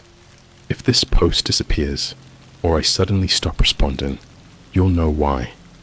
So, I've always been into weird internet rabbit holes, not like the fun kind, where you watch YouTube conspiracy videos at 2 a.m. and end up convinced birds aren't real. I mean the deep kind, the kind that makes you feel like you shouldn't be there. This all started because of my friend Danny.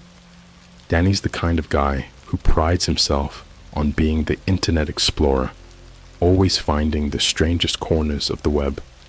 He sent me a Discord message one night with a link just saying, "Dude, this is insane. Don't click unless you want to mess with some real dark web sortie." Now, I don't know if it was curiosity or just boredom, but I clicked. It wasn't a normal site.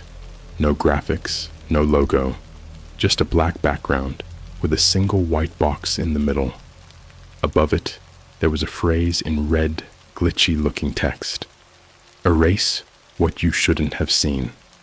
Underneath that, there was a simple input field and a button that just said hire. At first, I thought it was one of those dark web hoaxes. You know, like those fake red room scams where they claim you can watch live murders, but it's just some creepy pre-recorded video. But something about this was different. I scrolled down, and there was a disclaimer in tiny gray text. By proceeding, you confirm that you have witnessed something beyond human comprehension. Our agents will locate and neutralize the source of your disturbance. Once they act, you must forget. If you attempt to remember, they will come for you next. Now, this was weird for a couple of reasons. First off, most hitman for hire sites, yeah, I've looked into them, don't ask, are super direct about what they offer. But this wasn't about killing people. This was about erasing knowledge. Like, imagine seeing something you weren't supposed to, something not human, and needing someone to come clean it up. At that point, I was just straight up fascinated.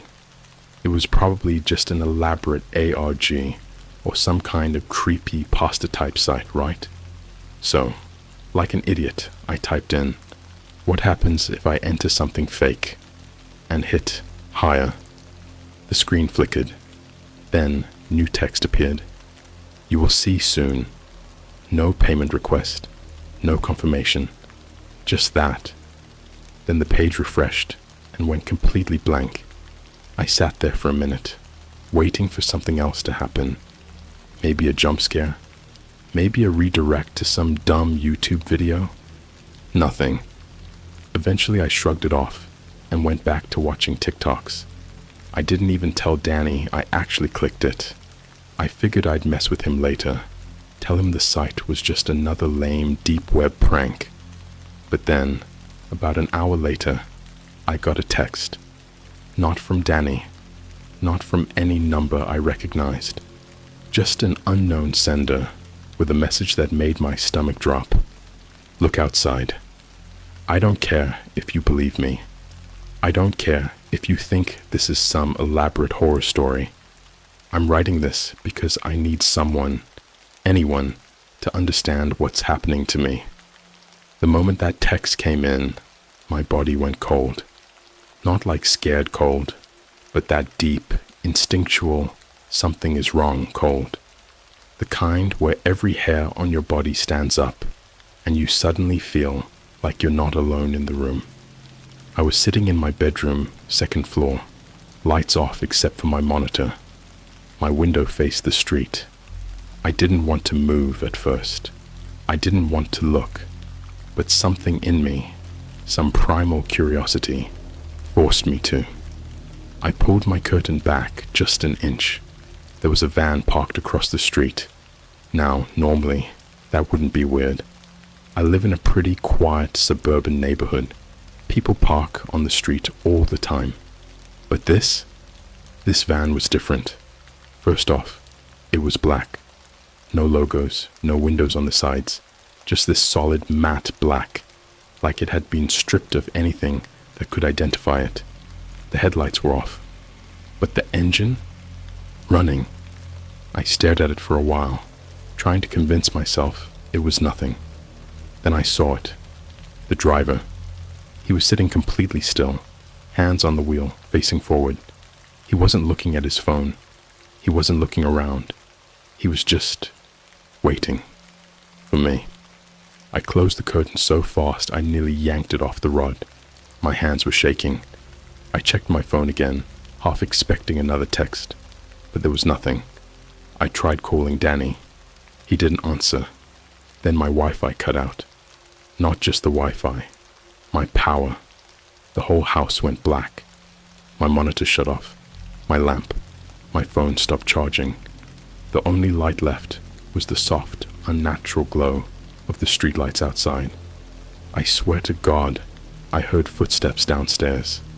My parents weren't home. They had gone to visit my aunt in another state for the weekend. No one else was supposed to be here.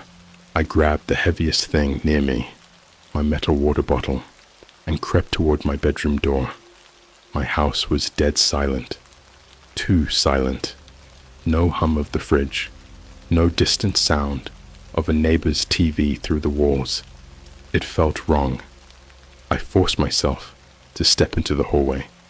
That's when I saw it. My front door. It was wide open. Not kicked open. Not forced. Just open. Like someone had quietly, gently let themselves in. My brain was screaming at me to run, but my body was frozen. I felt like a deer caught in headlights, staring into the abyss of my own house. Then, from the bottom of the stairs, I heard it. A whisper. A man's voice. Calm. Emotionless. You shouldn't have seen it. I lost it.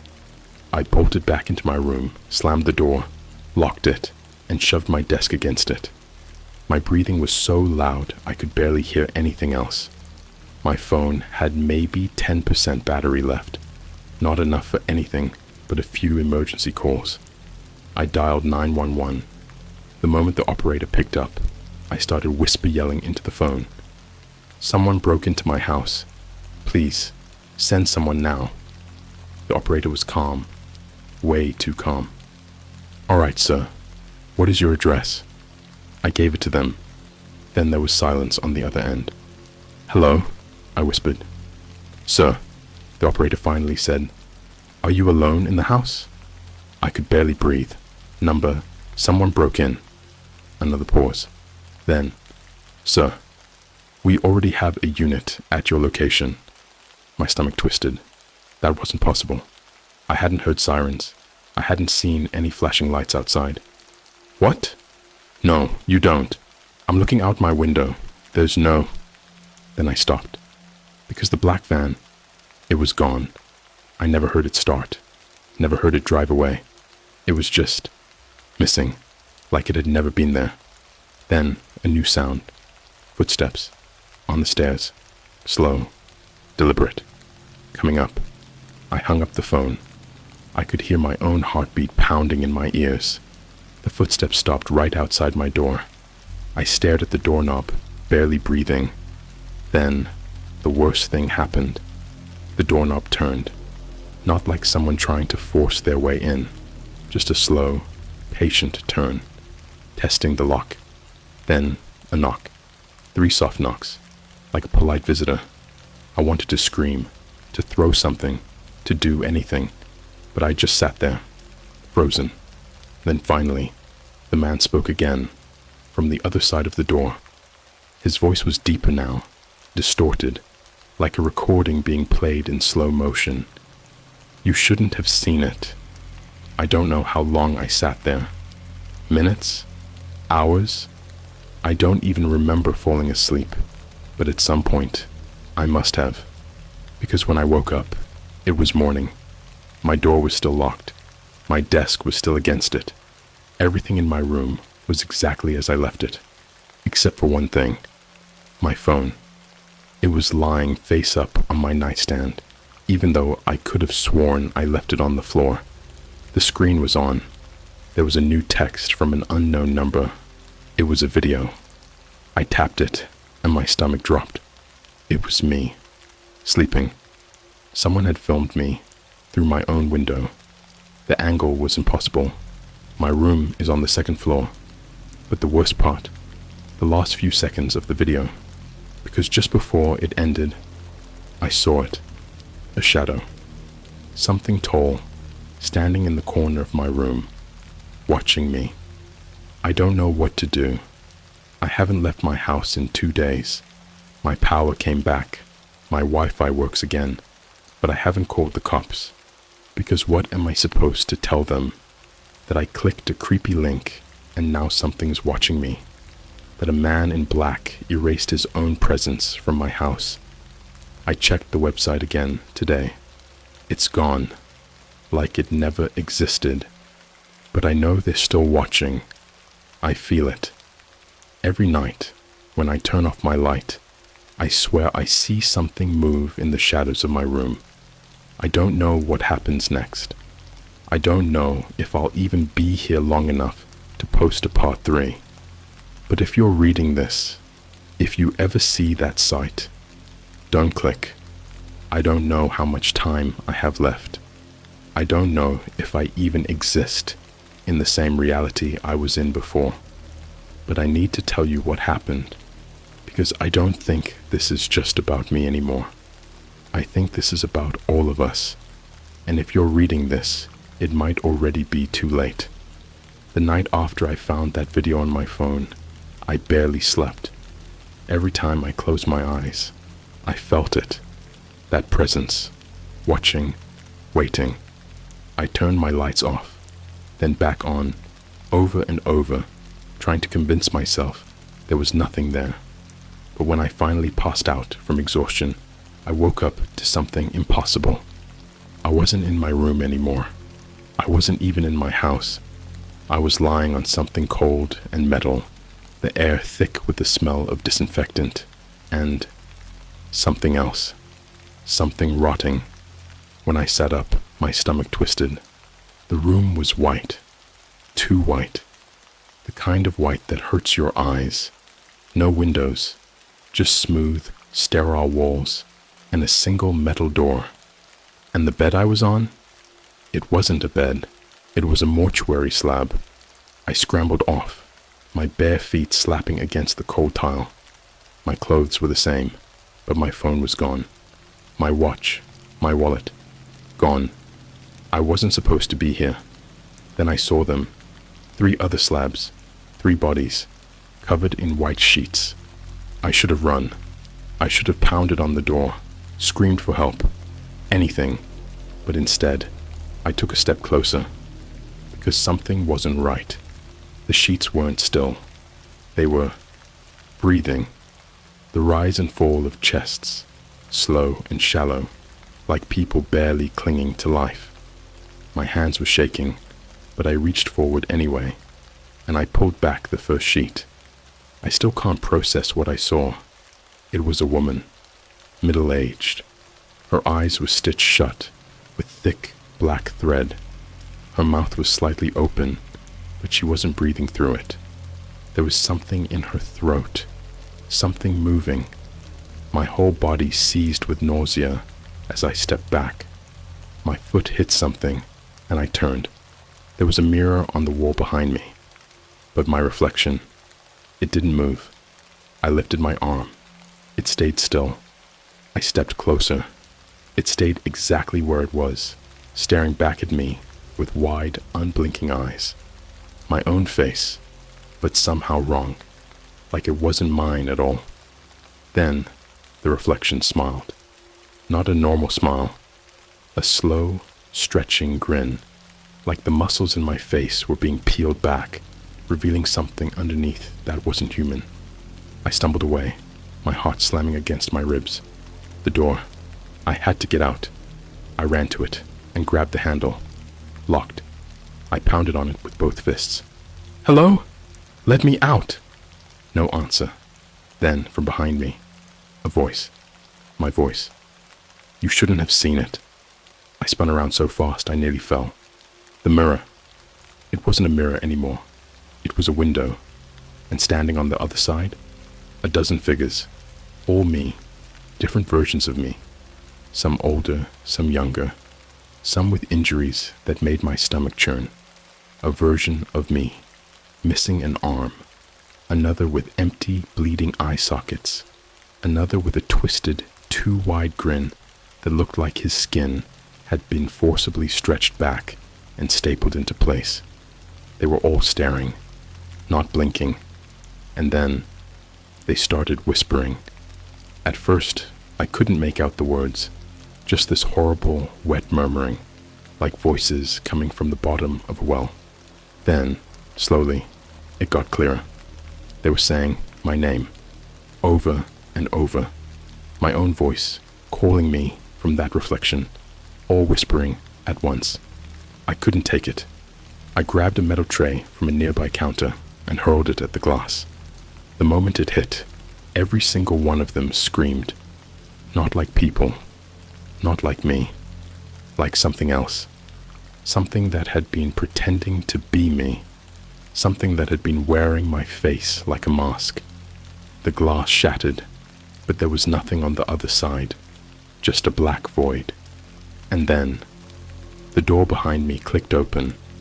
I ran. I didn't care where I was going.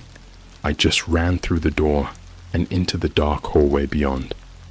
The walls were lined with metal drawers, not like a hospital, more like a morgue. I kept moving, my breathing ragged. Every door I passed had a small window, and behind each one, something was watching me. Not people, Things. Things that looked human, but weren't. I turned a corner. The hallway stretched into darkness, flickering lights buzzing above me. Then, up ahead, I saw him. A man in black, standing perfectly still. I stopped dead. My body refused to move. He was tall, too tall, his face hidden by shadow. The only detail I could make out was the tie. A thin, blood-red tie that almost seemed to pulse like it was alive.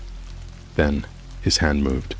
Slowly, he raised it and pointed at me. I didn't think. I just turned and ran. The hallway behind me stretched. I swear to God, it was getting longer, like the space itself was warping, shifting, trying to keep me inside.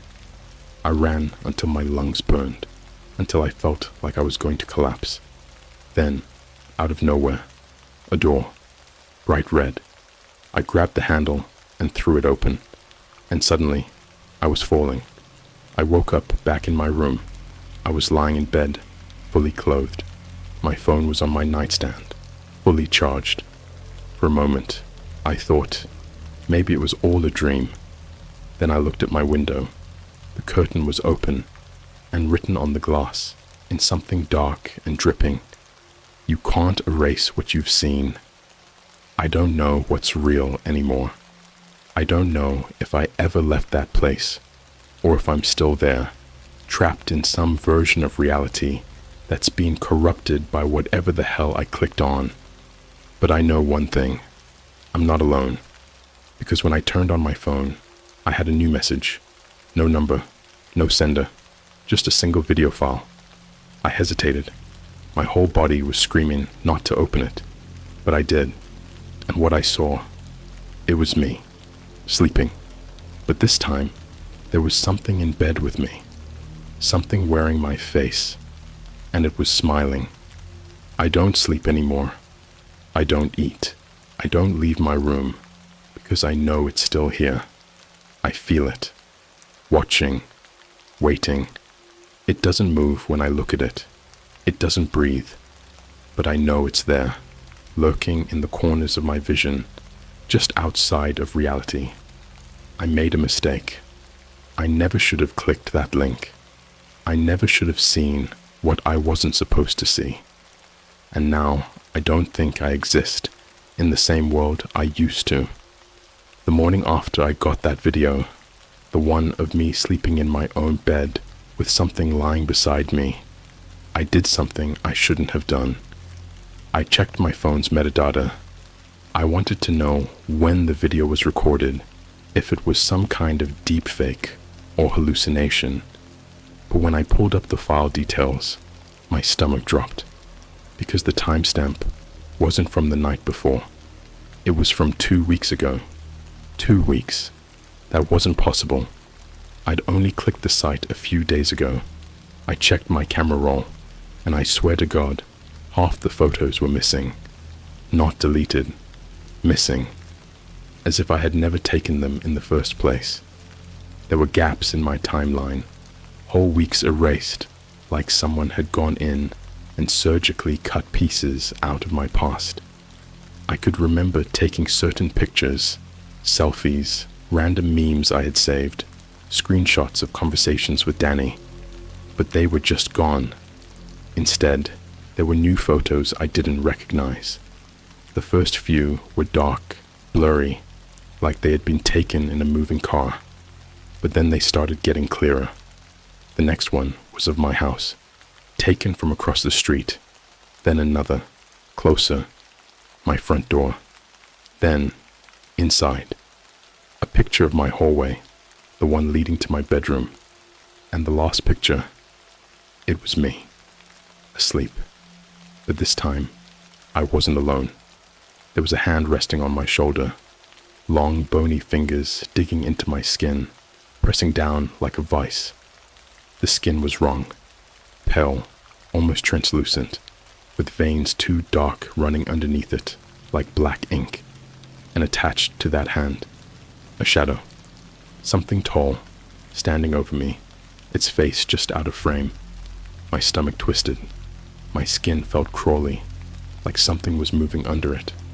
I dropped my phone and backed away, breathing too fast, too loud.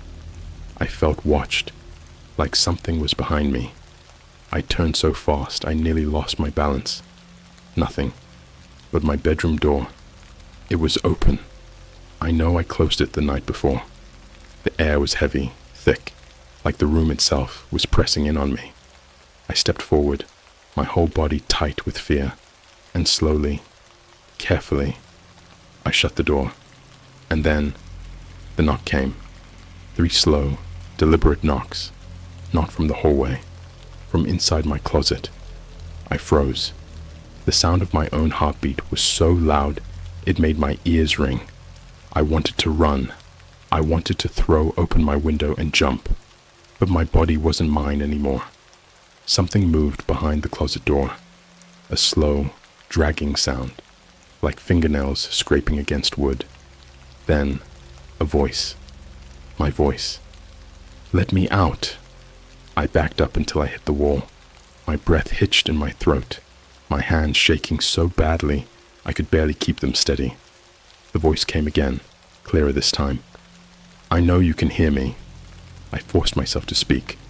Who are you? A pause. Then, in that same perfect imitation of my own voice, I'm you. I almost blacked out. My knees gave out, and I had to clutch the desk to stay upright. The thing behind the door laughed. Not a normal laugh. Not even a human laugh. It was this sick, wet, choking sound, like someone drowning in their own blood. I couldn't breathe. I couldn't think. Then, the doorknob turned. I didn't think. I ran. I didn't care where. I threw my door open, bolted down the hall, down the stairs, my legs moving on pure adrenaline. But the second I reached the front door, I stopped, because something was wrong. The outside world, it wasn't right.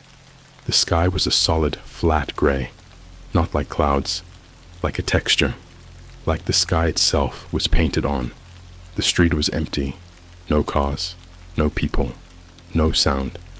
I stepped forward, one shaky foot out onto my porch, and that's when I saw them, the men in black, standing in a perfect row across the street, identical, motionless, all wearing the same black suits, the same red ties, the same featureless expressions.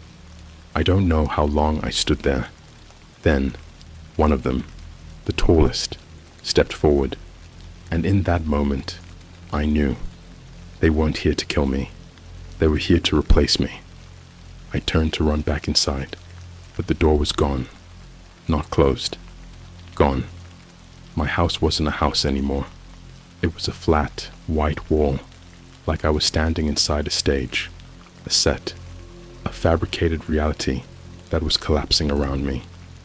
I turned back to the street, but the men were gone. Instead, there was only one figure left, standing in the middle of the road, Mr. My exact double. But its eyes weren't right. They were black voids, stretching too wide, swallowing up its entire face like a gaping hole in reality. It smiled, and in my own familiar voice, it said, "We erased you." Darkness. I don't remember what happened next. All I know is that when I woke up, I was back in my bed. My door was closed. My phone was gone. And the world outside, it wasn't real anymore. I don't know who I am anymore. I don't know if I'm even real. But I know one thing. I'm not supposed to exist. And soon, neither would you. I woke up in my bed. For a moment, I thought it was over, that I had hallucinated everything. The website, the man in black, the thing that wore my face. But then I looked at my hands, and I knew. This body, it wasn't mine. It looked like mine. The same fingers, the same scars, the same small burn mark on my wrist from when I touched a hot pan as a kid. But when I moved, it didn't feel like I was the one doing it. Like something else was inside me, guiding my motions, twisting my bones from the inside out, I stumbled to the mirror, my breath shallow. My reflection was there, my own face. But the eyes, they weren't mine. They were watching me, like something inside them was looking outward. I tried to move. My reflection didn't. Then, it smiled. Not at me. For me. Like it had already decided it was in control. I backed away, my heart slamming against my ribs. I needed to get out of here. I needed to run. I grabbed my phone off the nightstand, but it wasn't my phone. The case was the same. The lock screen was the same. But when I unlocked it, the contacts were wrong. There was no Danny, no mom, no dad, no messages, no photos, except for one. A single video. I tapped it, my hands shaking.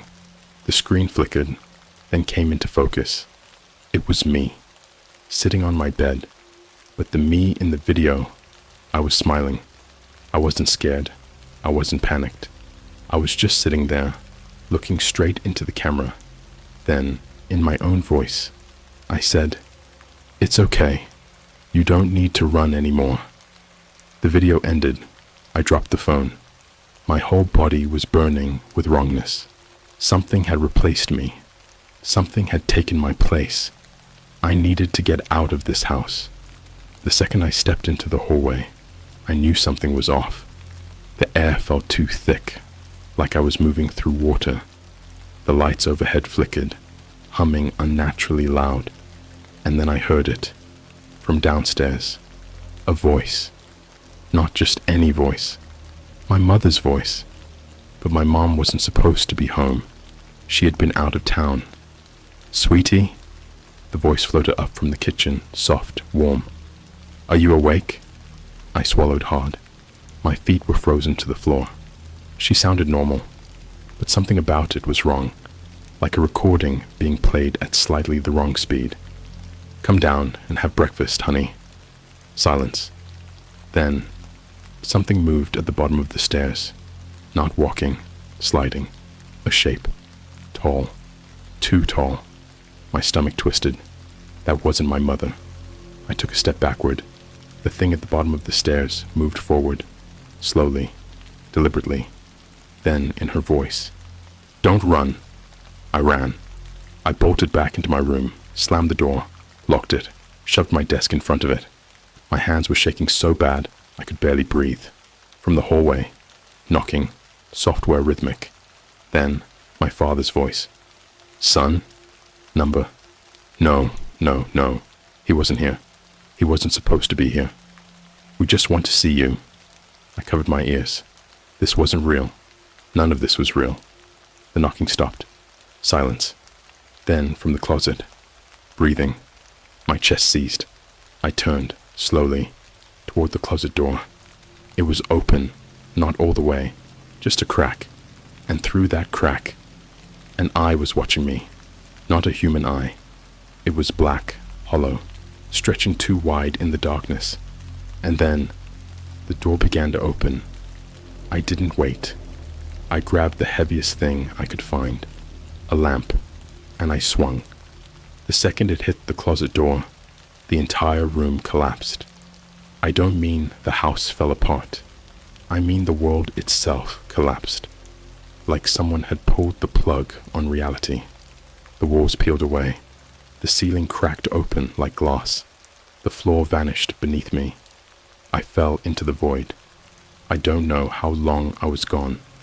When I woke up, I was outside, standing on the sidewalk in front of my house. But something was wrong. The sky was normal.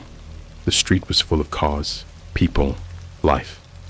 For a moment, I thought, maybe I'd imagined all of it.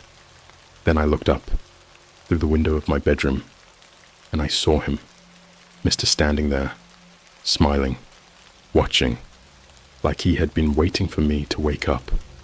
A car honked behind me. I turned. A bus was coming. I had a split second to decide. If I ran now, if I got on that bus, left this neighborhood, disappeared, maybe I could escape. Or maybe it didn't matter. Maybe I was already gone. The last thing I saw before I stepped onto the bus. The thing in my bedroom lifted its hand, and it waved. Goodbye. They took my place. They will take yours too.